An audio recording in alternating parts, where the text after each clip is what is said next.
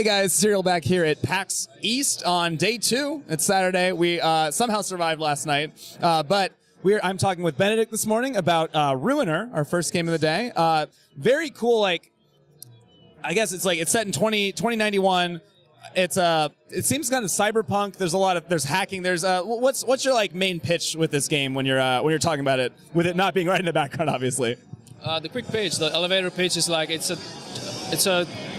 it's a brutal cyberpunk shooter that is inspired by the late 80s anime, the cult anime like Akira and Ghost in the Shell. That's basically our thing, right?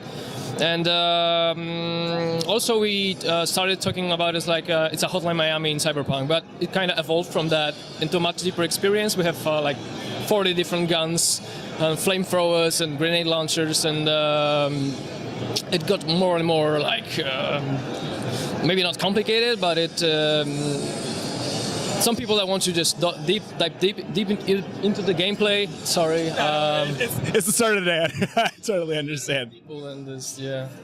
No, I saw at the end of the game at the end of the demo, we had a trailer that you could see. It showed off a ton of different weapons, all in a row, and then I thought, I was oh, it's only 8 or 9, and then it just flashed set probably 30 different weapons right at the end.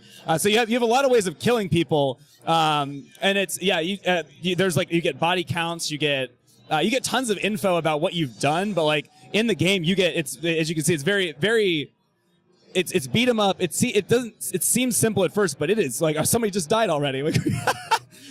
Essential here. It's very essential, but also we get a lot of feedback that people know why they died. So it's not at this point we're trying to make the game not to be unfair. Yeah, no, I mean I know that Hotline Miami, all those ones that are very brutal, but also it's fair about why you messed up. It doesn't try to hold your hand in any way. So it also just kind of jumps you straight into the game. So can you talk about the storyline? I think that's pretty. It's a very interesting one from what we could see at the beginning. Yes, the point of the game is that you're not in control of your life, and that in 100 years' time from now, people will not change too much. They will still try to exploit each other and make advantage of each other. So you're a character that's your identity is unknown. You're a guy with the guy in the black jacket and a mask. This weird mask that's projecting some different GIFs on you, and you don't know what's going on at the point, and you're hacked in the prologue. You're just being hacked by someone, by the guy that's telling you to kill the boss, essentially. And up until the end of the prologue, you break out from this hack, and the hacker friend, the girl, helps you out from this point, and you want to find out who hacked you, and the story goes from there to revealing yourself that maybe she's not your friend. And we're kind of open about it, open about the fact that everybody in this game is trying to use you. Okay, yeah, you might not actually have any friends, despite getting any connections to some people. Your best friend, after all. Yeah, it seems like it's got a interesting, fleshed out open world that you kind of got to explore. After the prologue, we got to see kind of the city that you're in, and got to interact with a bunch of very depraved people. It's a very. If this is our reality in 2091, I'm going to be at well, I might not be here, but it might be a pretty sad situation. We very much try to flesh out an interesting world and treat this game as an adventure of some sort, not just a gaming experience that's skill. You need a skill or being sporty about it, but a real adventure that you live through the 6 to 8 hours of gameplay.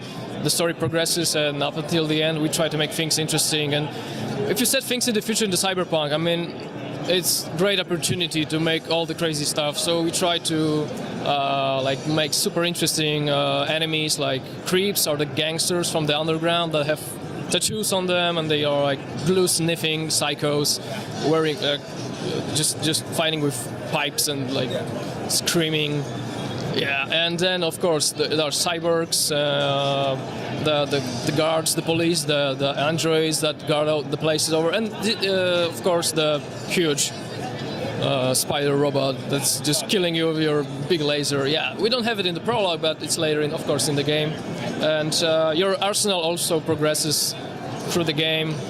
We have flamethrowers, grenade launchers, electric guns, You can hack other guys to shoot each other, and yeah, we try to make people deep and find out those things for them. Is it fairly linear though? Like, do you end up getting to like digress and go off onto any side missions that you don't have to do, or is it just one, like you get the next level is coming up and that's part of the story? It's completely linear. It's just that you can think that the variety is in the gameplay here, but the story is pretty linear, like an anime or like a TV show or something of some sort. Yeah.